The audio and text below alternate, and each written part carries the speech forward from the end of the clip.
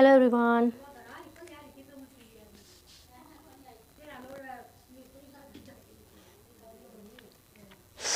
हाँ hello everyone, आ जाओ आ जाओ, जो लोग ज्वाइन कर चुके हैं।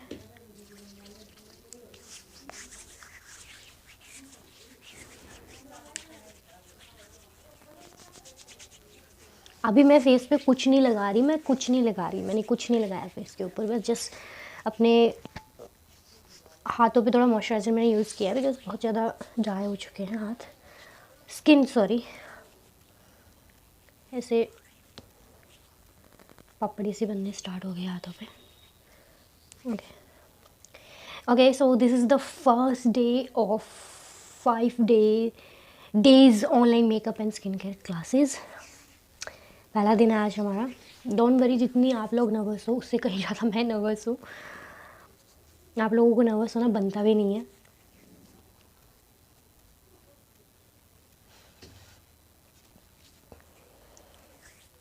ओके तो सब लोग आ गए। अगर सब लोग आ गए तो प्लीज़ एक बार इधर देखो, एक बार इधर देख लो। जिसको भी मेरा ऑडियो और वीडियो दिख रहा है, सुनाई दे रहा है या नहीं दे रहा है, या कोई भी प्रॉब्लम आ रही है तो प्लीज़ चैट पे लिखो। एक बार मुझे बता दो कि सबको सब कुछ अच्छे से सुनाई दे रहा है या दिखाई दे रहा है या नहीं दे रहा है, जो कुछ भी है प्लीज़ बताओ। अगर किसी को प्रॉब्लम है तो वो भी बता दो, ताकि मैं आपको बता सकूँ कि आप लोगों को किस तरीके से कनेक्ट करना है। सबसे पहला तो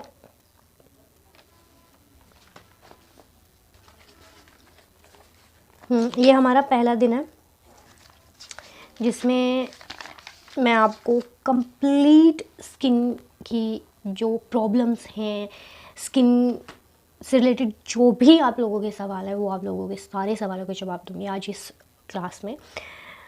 तो फटाफट से जिसका जो सवाल है ना, वो बस या तो लिख डालो या फिर कह डालो।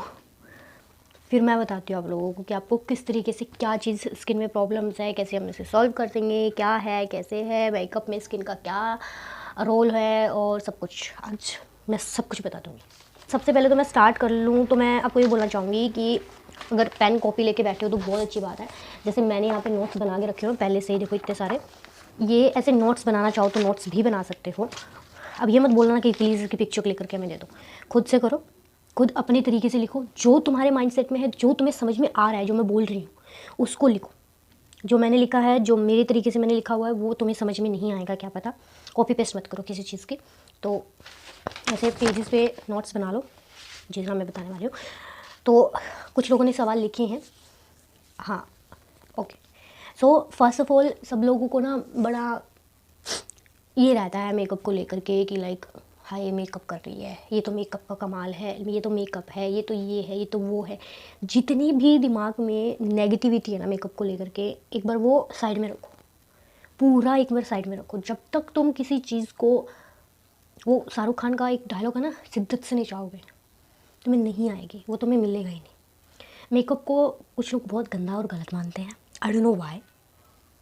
मैं आज से अगर अपनी बात करूँ, आज से 6-7-8 साल पहले, उस टाइम पे मैं एक ऐसी लड़की थी जिसको ऑनेस्टली जिसको काजल अप्लाई करना भी पसंद नहीं था, जिसको काजल लगाने में भी बहुत मौत आती थी, जिसको काजल पसंद नहीं था।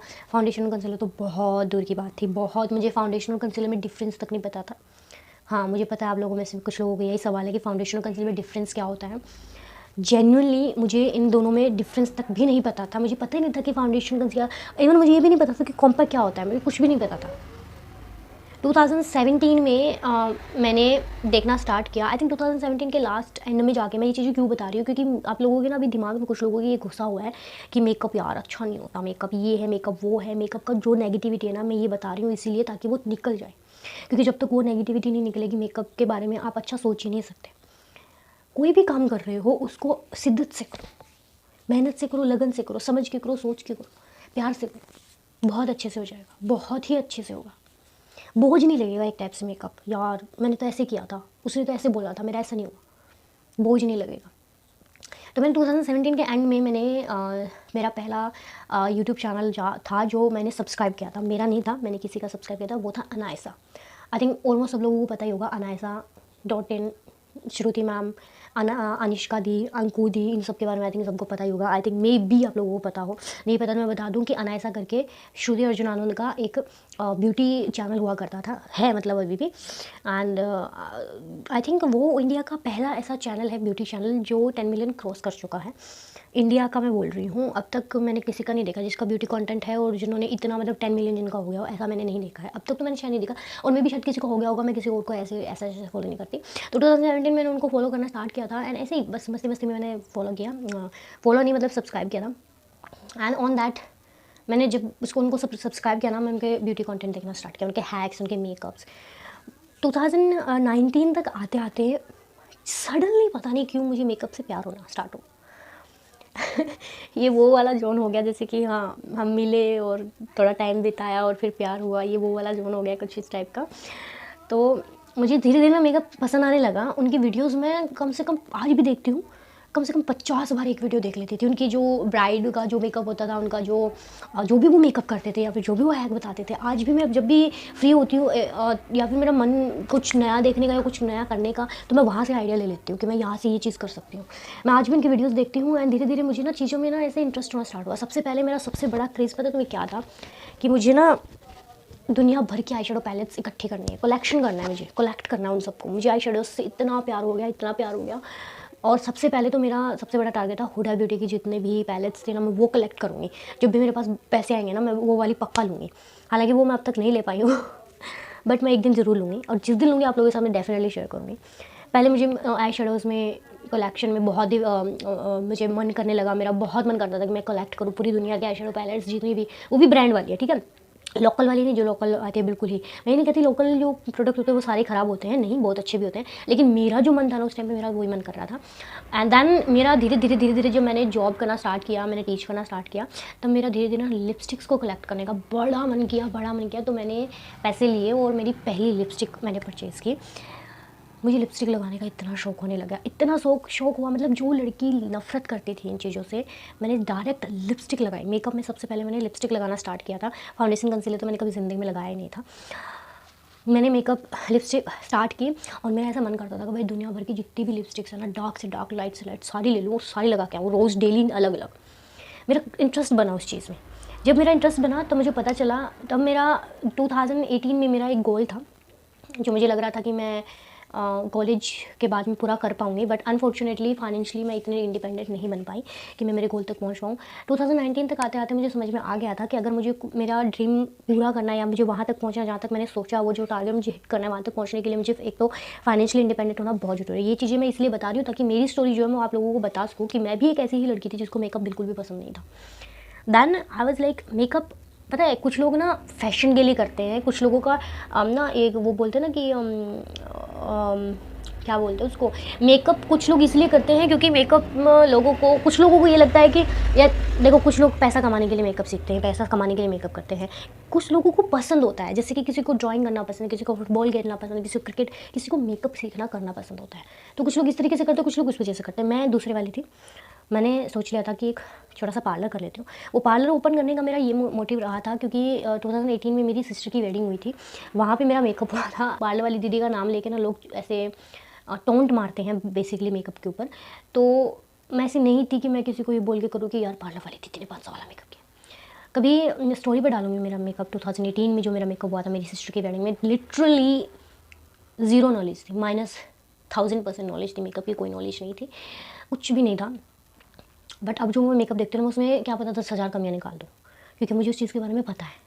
अब मुझे पता है यहाँ पे ये चीज़ ऐसी होनी चाहिए थी, यहाँ ये चीज़ ऐसी होनी चाहिए थी, यहाँ ये चीज़ ऐसी होनी चाहिए थी। स्टोरी पे मैं वो पिक्चर डालूंगी, अगर देखना चाहो तो वो देख लेना। एंड आप लोग बताना उसमें मुझे क्या क्या, आप लोगों को क्या क्या कमी लग रही है, सारी कमियाँ मत निकाल देना तो तब मैंने सोचा 2019 में आते थे यार मेरे साथ कितना गलत हुआ, थोड़ी बहस हो गई थी और जिस वजह से ना मेरे पता नहीं उन्होंने क्या किया था, आई डोंट नो, मेरे बाल पूरे झड़ चुके थे, मेरे सर पे 4 बाल बाकी रह गए थे उसके बाद में।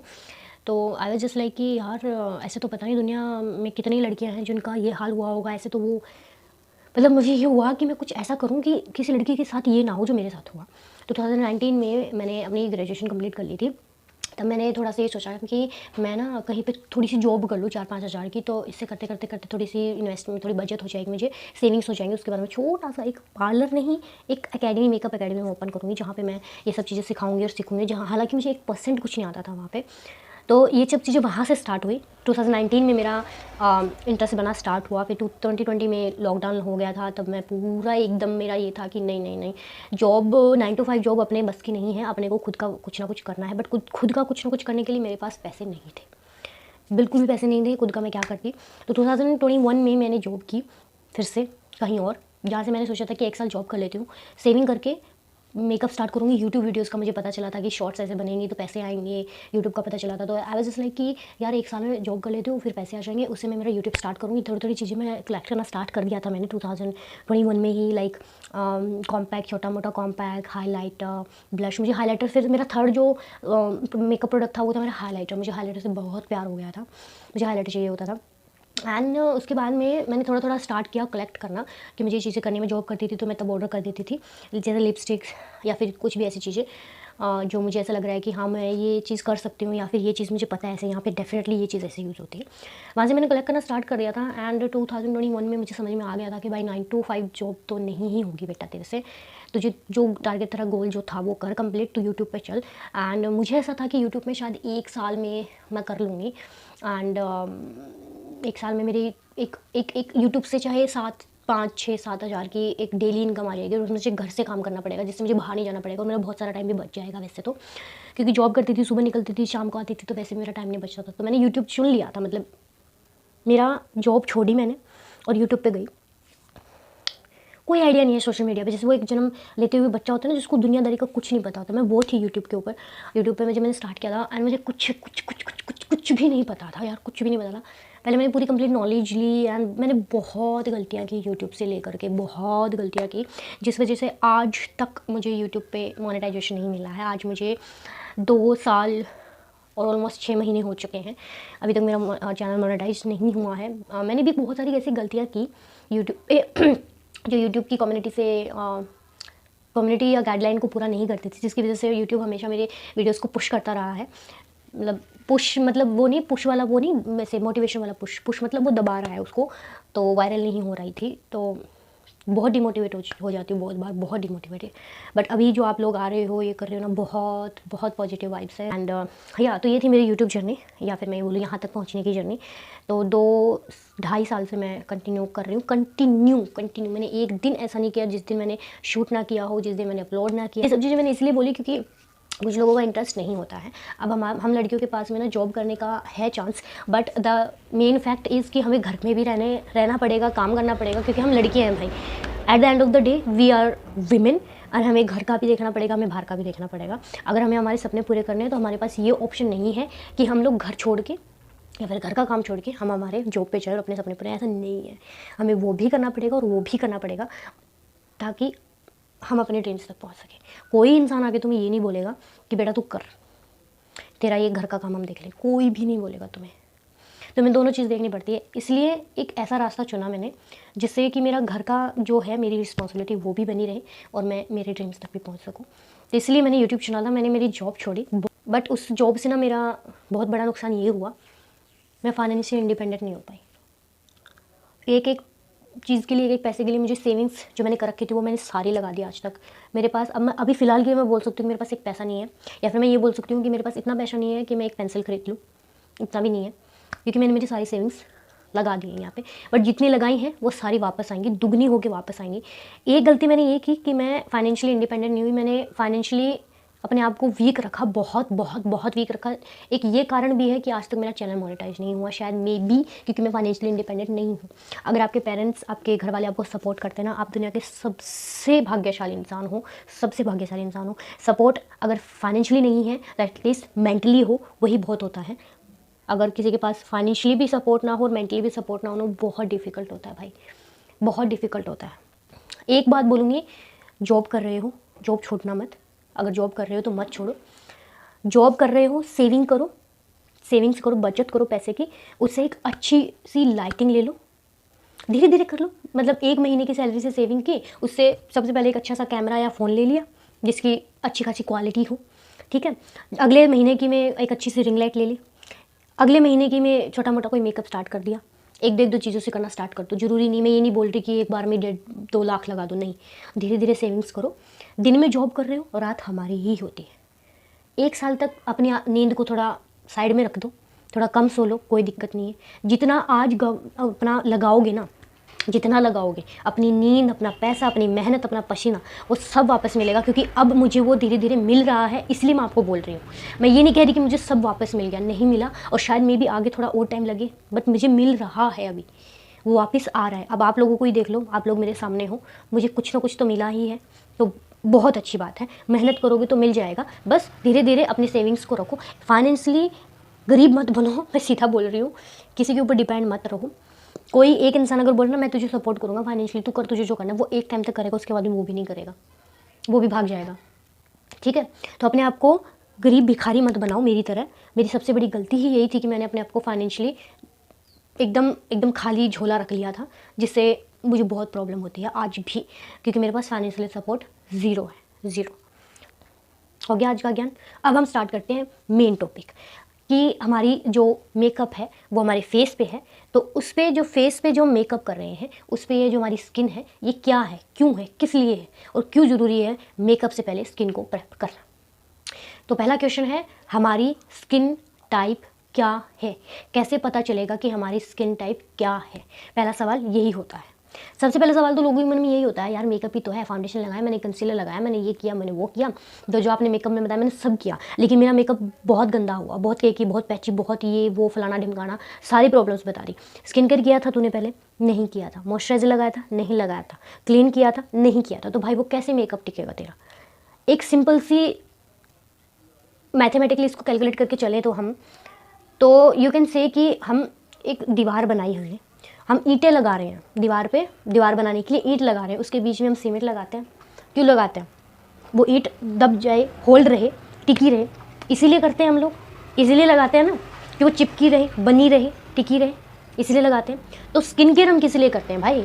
स्किन केयर, अभी एक और सवाल और होता है कि यार मैंने मेकअप किया था मैम, एंड मेरा तो ना मेकअप की वजह से पिंपल हो गए, मेकअप लगाने से मेरी स्किन खराब नहीं। मेकअप से कभी स्किन केयर खराब नहीं होता, कभी आपका स्किन खराब नहीं होता, मेकअप से कभी भी स्किन खराब नहीं होता। अगर आपका स्किन केयर कंप्लीट है, अच्छे से किया है, तो मेकअप से कभी स्किन खराब नहीं होती। मैं 2 साल 6 महीने से मेकअप कर रही हूँ, कंटिन्यू मेकअप कर रही हूँ। टच वुड, वुड कहाँ है मेरा? अरे वुड दे दो कोई। टच वुड, आज तक मेकअप से मेरी स्किन खराब नहीं हुई। मैंने जब पहला मेकअप वीडियो बनाया था ना, तब मुझे घंटा नहीं पता था कि स्किन केयर क्या होता है, लेकिन मुझे दूसरों की वीडियो देख के ये पता चला था कि यार ये पहले तो फेस को क्लीन कर रही है, फिर कोई टोनर यूज़ कर रही है, फिर इसने सीरम लगाया है, फिर इसने मॉइस्चराइजर लगाया है, और फिर इसने प्राइमर लगाया है। मैं 5-6 स्टेप्स जितने भी थे, cleaning, toning, moisturising, serum, primer, जितना भी था मैं वो सब फॉलो करती थी। अरे मेकअप रिमूव करने के बाद में भी मैं ये 4-5 स्टेप्स फॉलो करती थी। हालांकि अब मैं उसमें से 1-2 स्टेप्स स्किप कर देती हूँ, लेकिन तब मैं नहीं करती थी। तो मेकअप से पहले हमारा स्किन केयर कंप्लीट होना बहुत ज़रूरी है। स्किन केयर हमारा किस तरीके से करेंगे वो डिपेंड करता है आपकी स्किन टाइप के ऊपर। स्किन केयर डिपेंड करता है स्किन टाइप के ऊपर, मेकअप डिपेंड करता है स्किन टाइप, स्किन अंडरटोन और स्किन टोन। मेकअप या स्किन केयर को एक एजुकेशन पर्पज से लेके चलो, ताकि वो अच्छे से समझ में आए। इसको बोझ मत समझो, इसको ये मत सुनो, ये मत समझो कि यार इसने मेकअप आर्टिस्ट ने बोल दिया तो मतलब ये सही ही है। तुम समझो कि वो चीज़ जो बोल रहा है वो क्या है, क्यों है, किस लिए है, ठीक है या नहीं। तो स्किन टाइप हमारी 5 टाइप की होती हैं अलग अलग। तो सबसे पहले हमारी oily, dry, combination, normal and sensitive skin. अब हम स्किन टाइप का पता कैसे करें? कुछ लोगों को तो स्किन टाइप का भी नहीं पता होता कि यार मुझे तो समझ नहीं आ रहा मेरी स्किन कौन से टाइप की है। पता कैसे करेंगे मेरी स्किन किस टाइप की है? एक बार ना स्किन के ऊपर हाथ रख के देखो, ऑब्जर्व करो, फील करो आपकी स्किन को कि वो कैसी सी है, कैसा सा पता चल रहा है मुझे।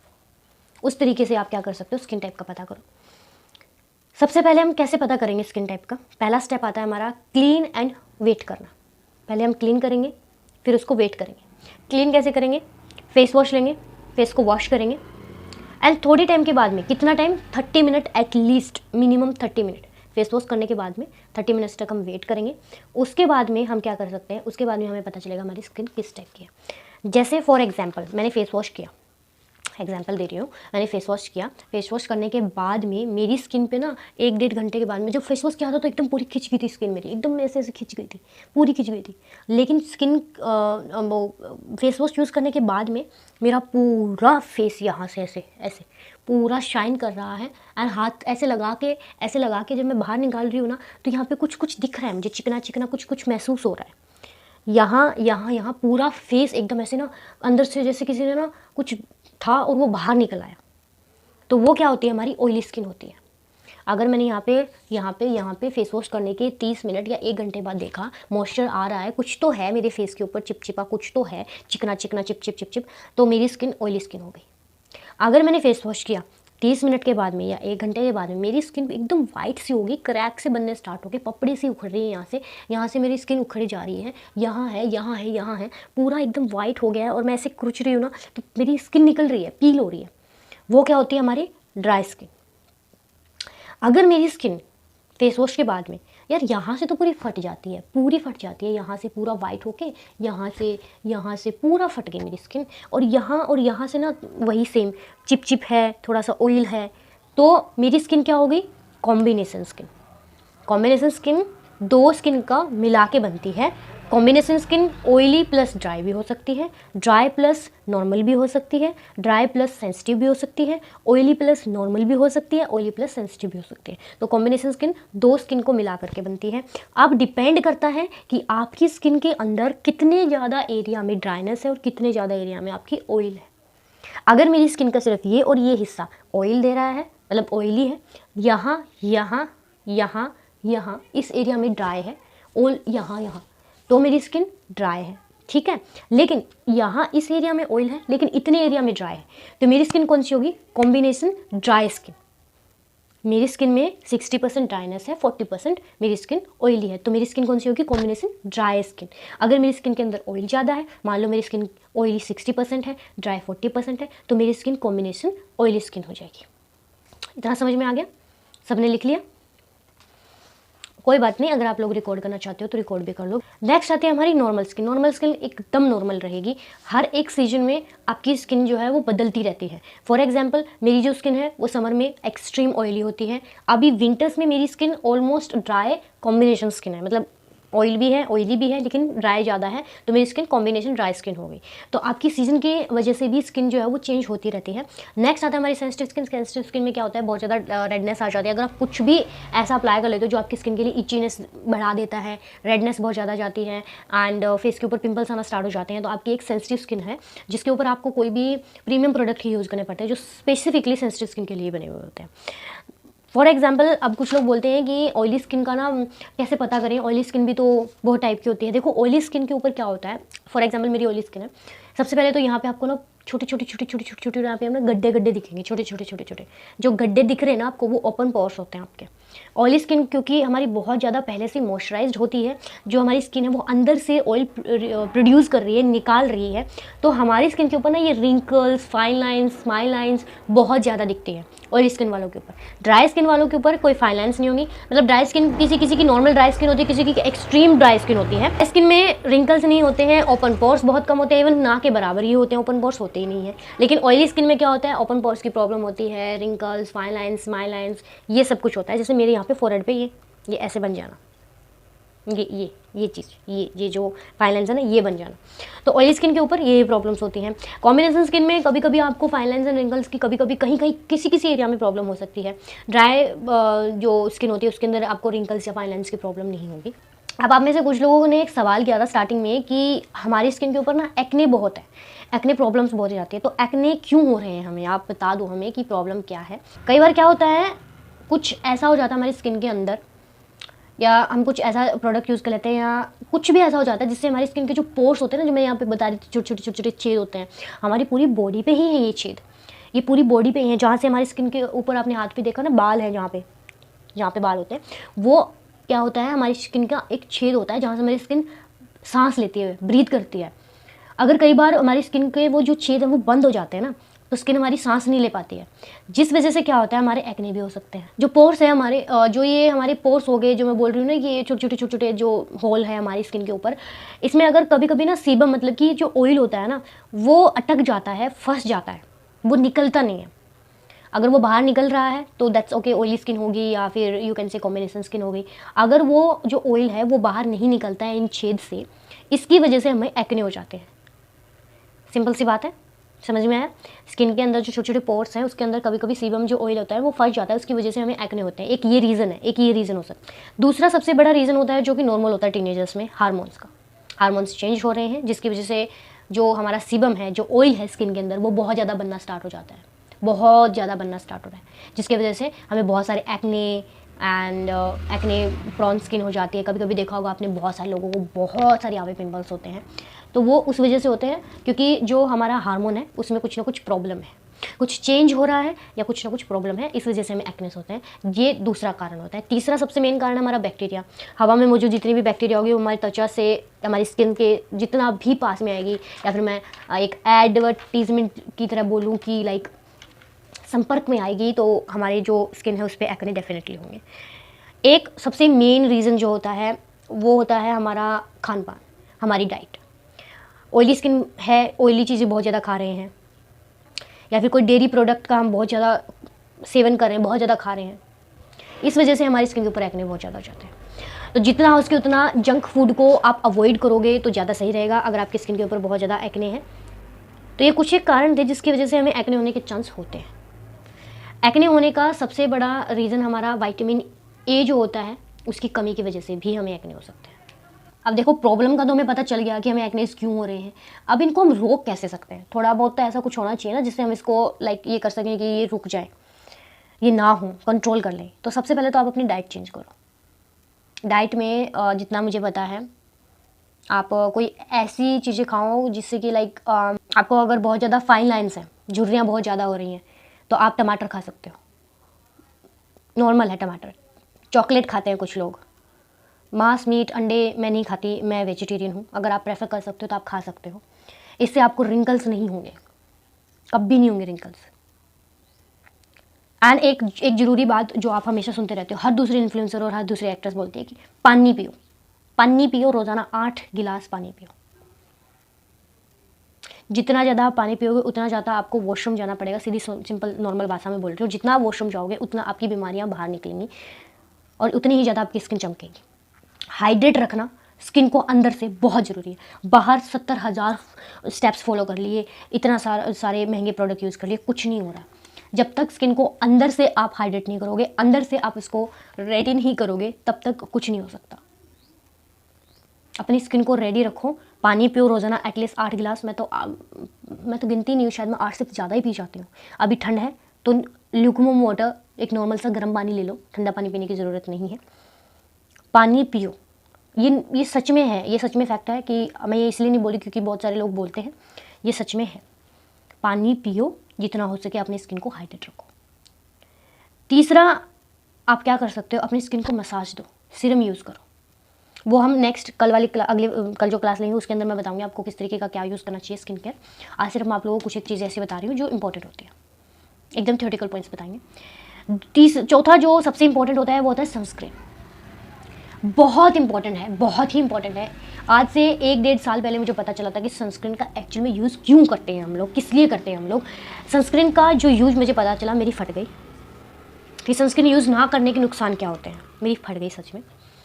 एंड तब से लेके अब तक मैं कंटिन्यू सनस्क्रीन यूज़ कर रही हूँ, कंटिन्यू सनस्क्रीन यूज़ कर रही हूँ। लोग बोटॉक्स करवा रहे हैं, ट्रीटमेंट्स करवाते हैं, वो नहीं करवाना चाहिए, ऑनेस्टली नहीं कराना चाहिए, नहीं कराना चाहिए। वो आपका 3 महीने, 4 महीने, 6 महीने, 1 साल, 2 साल, 3 साल रह जाएगा, उसके बाद आपकी स्किन इतनी गंदी ख़राब होती है, बहुत बहुत बहुत नुकसान है बोटॉक्स के, तो मत कराना। बोटॉक्स ट्रीटमेंट होता है, वो सिर्फ ये वाला बोटॉक्स नहीं होता, स्किन के ऊपर भी एक बोटॉक्स ट्रीटमेंट होता है, वो वाला। और अगर कुछ समझ नहीं आ रहा है, सब कुछ करके ट्राई करके देख लिया है आपने जो बताया मैम, लेकिन फिर भी स्किन के ऊपर जो है पिंपल्स, एक्नेस हो ही जा रहे हैं, तो एक ही बात बोलूँगी, अपने डॉक्टर से सलाह लो, ज्ञान मत दो। मैंने सिर्फ आपको कारण बता दिए क्या क्या हो सकते हैं और मैंने सोल्यूशन भी बता दिया आपको कुछ एक, लेकिन फिर भी अगर कुछ नहीं हो रहा है तो प्लीज़ अपने जो डॉक्टर हैं उनसे सलाह लो। स्किन टाइप का पता कर लिया है जो कि इम्पॉर्टेंट होता है मेकअप में और स्किन केयर में भी बहुत इंपॉर्टेंट होता है। एंड अब सबसे इम्पॉर्टेंट टॉपिक जो हर किसी को ऐसा लगता है कि ज़रूरी नहीं होता है, बट अगर आप किसी का मेकअप कर रहे हो या खुद का मेकअप कर रहे हो तो उसमें जिस तरीके से आपको स्किन टाइप का पता होना इंपॉर्टेंट होता है ना, वैसे ही आपको स्किन टोन और अंडर टोन का भी पता होना चाहिए। अगर स्किन टोन का पता है, अंडर टोन का नहीं पता है, तो आप फाउंडेशन का शेड, कंसीलर का शेड सेलेक्ट नहीं कर पाओगे। अच्छे से सिलेक्ट करने के लिए शेड को स्किन टोन और अंडर टोन बहुत इंपॉर्टेंट है, बहुत बहुत बहुत ही इंपॉर्टेंट है। मैं ये बोलूँगी कि ये 2-3 टॉपिक ऐसे हैं जो हर किसी को पता होना चाहिए, चाहे वो मेकअप आर्टिस्ट हो चाहे वो ना हो। एंड मुझे ऐसा लगता है कि कुछ लोगों का दिमाग में ये है कि हम लोगों ने इन चीज़ों को ना, जो मेकअप आर्टिस्ट है, मान लो चलो मैं नहीं, कोई और प्रोफेशनल मेकअप आर्टिस्ट या फिर जो कोई भी आपको किसी भी तरीके की नॉलेज देता है आपके मेकअप को लेकर के, किसी भी टाइप की अगर नॉलेज देता है, तो लोगों को ये लगता है कि हम लोगों ने ना इस चीज़ को बहुत ऐसे बड़ा बना दिया है, ऐसा कुछ है नहीं। अक्सर लोगों ने मेरे पास मैसेज किए, मुझे डीएम किए हैं कि मैम मेरे फाउंडेशन मैंने सेलेक्ट किया, मैंने ये वाला इतना महंगा प्रोडक्ट यूज़ किया, मेरा फाउंडेशन ऐसे हो गया, मेरा बेस ऐसे हो गया, मेरा काला हो गया, मेरा ये हो गया, मुझे प्रॉब्लम आई, मैंने बहुत अच्छे अच्छे मेकअप प्रोडक्ट यूज़ किए लेकिन नहीं हुआ। मैम मेरा हमेशा ना फाउंडेशन काला क्यों हो जाता है, ग्रे क्यों हो जाता है? तो स्किन टोन, अंडर टोन और स्किन टाइप, ये 3 आपको पता होनी चाहिए।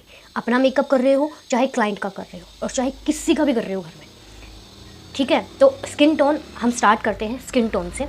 बात करते हैं, हम एक दूसरे के साथ में मान लो खड़े हैं हम लोग, और साथ में कोई चलो अपनी फैमिली में ही देख लो, कुछ की फैमिली क्या होती है कि एक स्किन टोन की होती है, सेम गोरे गोरे होते हैं, कुछ लोग सावले सावले होते हैं, कुछ में क्या होता है, जैसे हमारे में मेरी सिस्टर है वो थोड़ा फेयर स्किन में जाती है, मैं फेयर टू मीडियम में जाती हूँ, मेरे मम्मा डस्की स्किन में जाते हैं, पापा का स्किन टोन थोड़ा सा कूल अंडर टोन जो वो कूल टोन में चला जाता है। तो अपनी एक फैमिली में ही देख लो, आस पड़ोस में ही देख लेना ये चीज़ें करके। अगर कोई इंसान ऐसे जा रहा है कि यार ये तो गोरा है, या फिर मैं किसी इंसान को ये बोल दूँ कि यार ये थोड़ा सा ना सावला सावला नहीं लग रहा तुझे, या फिर मैं ये बोल दूँ यार इसकी स्किन तो बहुत ज़्यादा डार्क लग रही है, ये तो थोड़ा डार्क स्किन में जाती है। तो जो ये 3 चीज़ें मैंने बोली है ना, गोरा, सावला और डार्क, ये हमारी स्किन टोन होते हैं basically. Skin tone basically 3 types की होती हैं। स्किन टोन 3 टाइप्स में आपका फेयर, मीडियम और डार्क स्किन आ जाती हैं।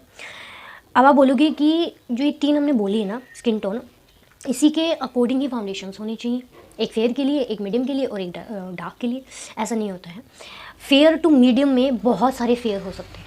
फॉर एग्जांपल कोई एक्ट्रेस ले लो, जैसे करिश्मा मैम है, वो फेयर स्किन है बिल्कुल, मैं भी फेयर टू मीडियम में आती हूँ, क्या वो इतनी फेयर है? क्या मैं इतनी फेयर हूँ जितनी वो फेयर है? नहीं ना।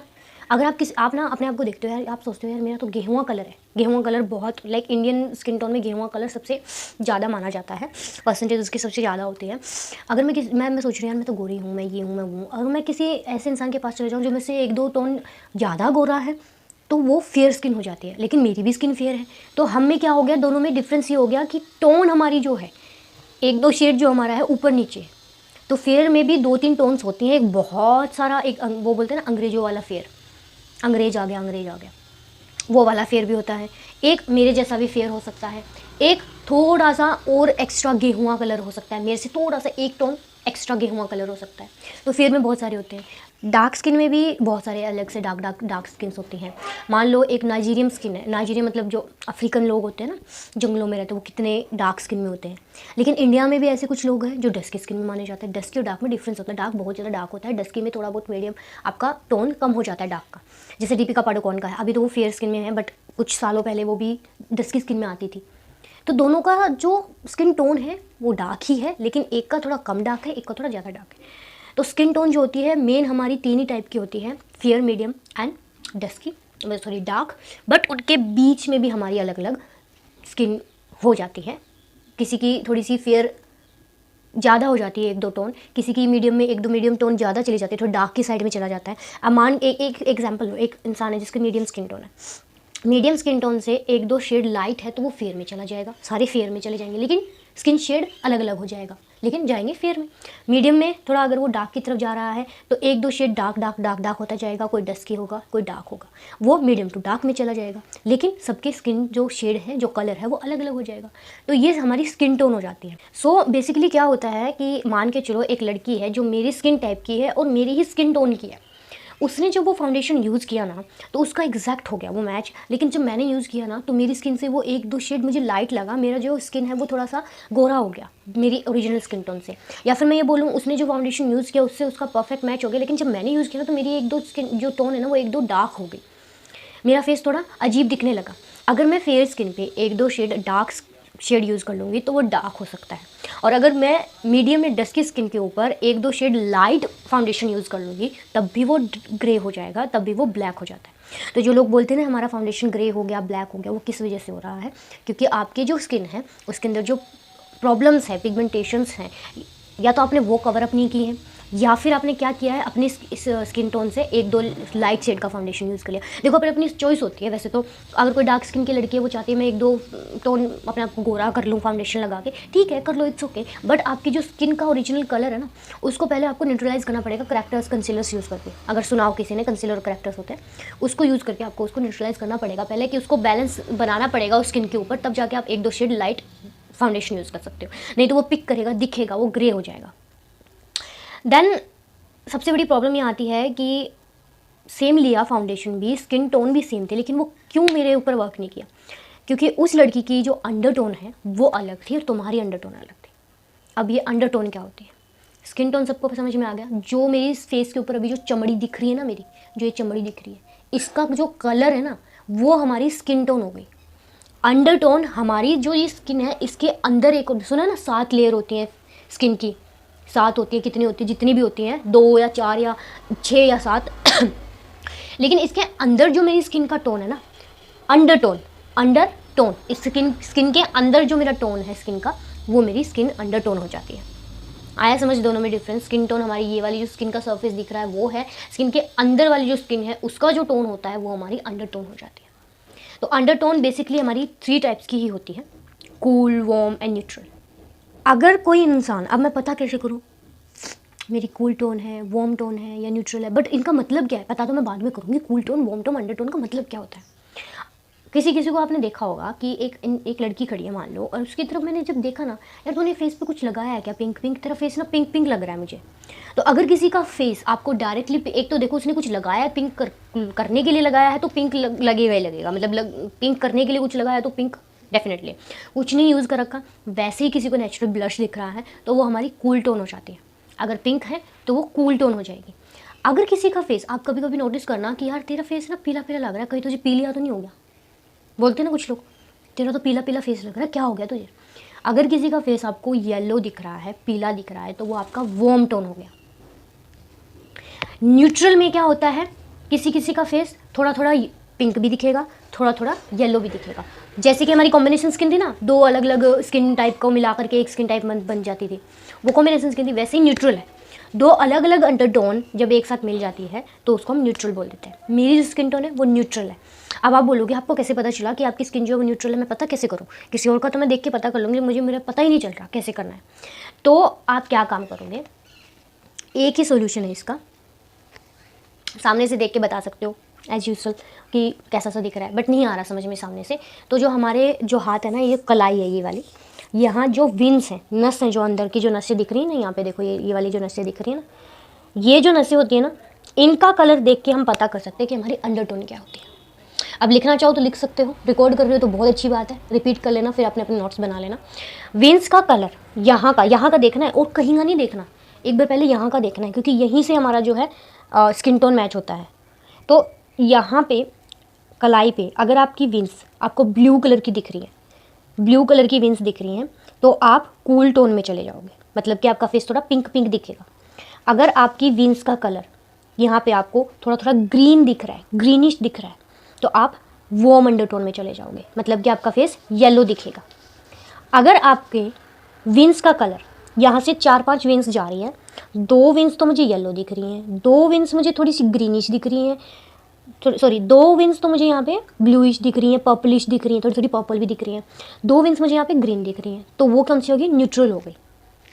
कूल टोन में सिर्फ ब्लू दिखेगा, वार्म टोन में सिर्फ ग्रीनिश दिखेगा, न्यूट्रल में थोड़ी सी ब्लूइश, थोड़ी सी हमारी ग्रीनिश और थोड़ी सी पर्पलिश भी दिख सकते हैं। मतलब इन तीनों कलर्स में से कोई 2 कलर अगर आपके हैं यहाँ पे विंस के, वो न्यूट्रल अंडरटोन हो जाती है। मैंने ये बताया क्यों, अंडरटोन क्यों ज़रूरी थी, क्यों बताया मैंने? अब आपने ना कुछ एक फाउंडेशन ऐसे देखे होंगे, जब आप ऑनलाइन सर्च करते हो कभी, अगर आपने किया है तो आपने ऐसे देखा होगा कि कुछ कुछ फाउंडेशंस के पीछे ना ऐसे लिखा हुआ होता है NW NC W या फिर मैं ये बोलूँ कि C, ये सब कुछ लिखा होगा फाउंडेशन, ऐसे नाम लिख रखा है, नंबर लिख रखा है 301W 321N, या फिर मैं ये बोल दूँ कि 45NC लिख रखा है, कुछ एक देखा होगा ऐसे टोन में। आप क्या करते हो, सीधा टोन में चले जाते हो, ये थोड़ा थोड़ा मेरी स्किन से ना थोड़ा मैच कर रहा है और शायद ये मेरा शेड हो सकता है। लेकिन उससे पहले आपने क्या नंबर देखा है उसका, जो नंबर लिखा हुआ है फाउंडेशन का, वो तो फाउंडेशन का नंबर ही होता है, वो नंबर ही होता है हमारा। लेकिन उसके साथ में जो अल्फ़ाबेट दिया होता है ना, WNC NWC, ये जो नंबर दिए होते हैं ना, ये जो अल्फ़ाबेट दिए हुए होते हैं, ये हमारे अंडरटोन होते हैं। W का मतलब वार्म हो गया, N का मतलब न्यूट्रल हो गया, C का मतलब कूल हो गया, NC कूल, N और C का क्या हो गया, न्यूट्रल कूल हो गया, W का क्या हो गया, न्यूट्रल वार्म हो गया। तो ये जो पीछे अल्फ़ाबेट दिए होते हैं ना, ये आपकी अंडरटोन होती है। आपने स्किन टोन तो देख ली कि हाँ ये यार ये 2-3 जो शेड्स हैं ना वो मैच हो सकते हैं मेरे से, लेकिन अब मैं अंडरटोन देखती हूँ कि इसके पीछे अंडरटोन कौन सी लिखी हुई होती है। कई बार क्या होता है कि शेड स्किन टोन सेम दिख रही है लेकिन अंडरटोन अलग अलग थी, लेकिन मैंने उसका वाला फाउंडेशन यूज़ कर लिया, वो मेरे ऊपर थोड़ा सा येलोइश दिखना स्टार्ट हो गया। मेरी जो स्किन टोन है वो न्यूट्रल है, मैंने वार्म टोन वाली का यूज़ कर लिया, तो मेरी जो स्किन है वो येलो दिखने लगी। कभी कभी मेरी स्किन थोड़ी सी कूल टोन वाली दिखने लग जाती है, क्योंकि मैंने फाउंडेशन का अंडरटोन ही चेंज कर दिया, मैंने अंडरटोन ही सिलेक्ट करने में गलती कर दी। तो जब भी आप फाउंडेशन सेलेक्ट करोगे, आप स्किन टोन, स्किन टाइप और अंडरटोन तो डेफिनेटली देखोगे। ये जो स्किन प्रॉब्लम्स थी मैंने वो भी सॉल्व कर दी होंगी शायद, मे बी। अगर नहीं हुई हैं तो आप मुझे बता सकते हैं यहाँ पे। कल नेक्स्ट जो क्लास होगी, कल वाली जो क्लास होगी, उसमें मैं आपको स्किन के, कल जो हमारी क्लास होगी, कल जो मैं क्लास लूँगी, उसमें हम आपको प्रॉपर आपकी स्किन अंडरटोन, स्किन टोन, आपका जो प्राइमर है वो क्यों यूज़ करना चाहिए, प्राइमर किस लिए यूज़ करते हैं, आपका फाउंडेशन का शेड, आपके कंसीलर का शेड, एंड उसके बाद में आपका जो फाउंडेशन या कंसीलर है, अगर आप चूज़ करना चाहते हो तो कैसे करोगे, कैसे आपको एग्जैक्ट मैचिंग का शेड पता चलेगा, आप कैसे सिलेक्ट कर सकते हो, ऑफलाइन एंड ऑनलाइन कैसे आप कर सकते हो, वो मैं आपको बताऊँगी। एंड आपका फाउंडेशन है जो वो ब्लैक वगैरह क्यों हो जाता है, ग्रे क्यों हो गया, पैची क्यों हो गया, वो सारी चीज़ें हम कल कवर अप करेंगे। एंड कल आपको मैं ये भी बताऊंगी कि आपको अपनी स्किन टाइप के अकॉर्डिंग कौन से प्रोडक्ट यूज़ करने चाहिए, उसकी मैं आपको एक अलग से प्रॉपर किट बना के दे दूँगी, बता दूँगी। एंड आप उसको या तो ऑफलाइन जाके ले लेना या फिर ऑनलाइन भी ले सकते हो। ऑनलाइन आपको कैसे ऑर्डर करना है मैं वो भी बता दूँगी आपको। तो कल हम बहुत इंपॉर्टेंट, बहुत इससे भी ज़्यादा इंपॉर्टेंट चीज़ें डिस्कस करेंगे। सो या आज जो मैंने बताया है उसका नोट्स आई थिंक आप लोगों ने बना लिया होगा अच्छे से। एंड या ठीक है, कल मिलते हैं इसी टाइम पे। एंड या कल कॉपी पेन लेके बैठ जाना, एंड किसी का कुछ रहना नहीं चाहिए। हम प्लीज़ इग्नोर इस जो साउंड आया अभी उसको थोड़ा इग्नोर कर देना please, I am so sorry. But कल हम बहुत इंपॉर्टेंट टॉपिक्स डिस्कस करेंगे, तो मेक श्योर कि कोई क्लास को स्किप ना करें। आज जितने लोग आए हैं मैं बहुत खुश हूँ, and thank you so much. नहीं, थैंक यू तो मुझे आप लोगों को बोलना चाहिए, आप लोग आए, आप लोगों ने मुझे इतना पेशेंटली मुझे सुना है। तो कल बहुत इंपॉर्टेंट टॉपिक है, एंड कल हम सारा ऑलमोस्ट जो थ्योरेटिकल पॉइंट्स है वो सारा कवर अप कर लेंगे, एंड फिर हम हमारा मेकअप स्टार्ट करेंगे। जो मैं मेकअप में आप लोगों को प्रॉब्लम्स आती हैं वो हम लाइव आपको दिखाएंगे करके। So yeah thank you, bye bye, take care. And अगर आप लोगों को भी कोई भी प्रॉब्लम है स्किन को लेकर के, तो आप मुझे इस वीडियो के कमेंट सेक्शन में लिख सकते हो, मैं डेफिनेटली उसको सॉल्व करने की कोशिश करूँगी।